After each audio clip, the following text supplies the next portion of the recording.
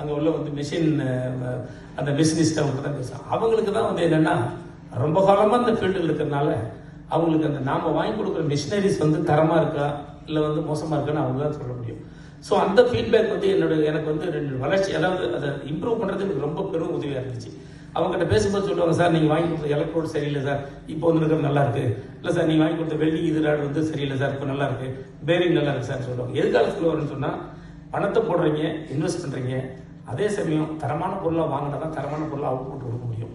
So அதனால் அப்படி பண்ணு கொடுத்து என்னச்சுன்னா ஒரு 3 years வந்து சாலிடாக பார்த்தீங்கன்னா ரொம்ப நல்ல திருப்திகரமாக வந்து நீங்கள் வந்து ஒரு ப்ரொடக்ஷனை ஸ்கேல் பண்ணி நல்ல அப்ரிசியேஷன் வாங்கணும். அதே மாதிரி எல்லாருக்கும் இந்த நமக்கு சப்ளை பண்ணுற கேன் குரோயர்ஸு, அதே மாதிரி நமக்கு சம்பளம் கொடுக்குற நம்ம ஸ்டாஃப் எல்லாத்துக்கும் தரமாக சரியான நேரத்தில் கொடுத்துக்கிட்டு இருந்தோம்.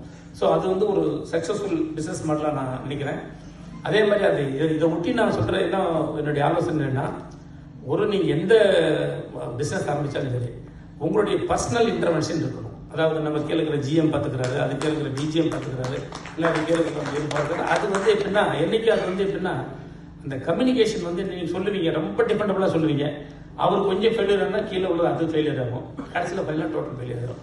ஸோ ஒரு ஸ்மால் என்டர்பிரனராலும் சரி அல்லது பெரிய என்டர்பிரனராலும் சரி உங்களுடைய அந்த கான்சன்ட்ரேஷன் வந்து அதிகமாக இருந்ததுன்னா கண்டிப்பாக வந்து தொழிலில் வந்து ரொம்ப ஒரு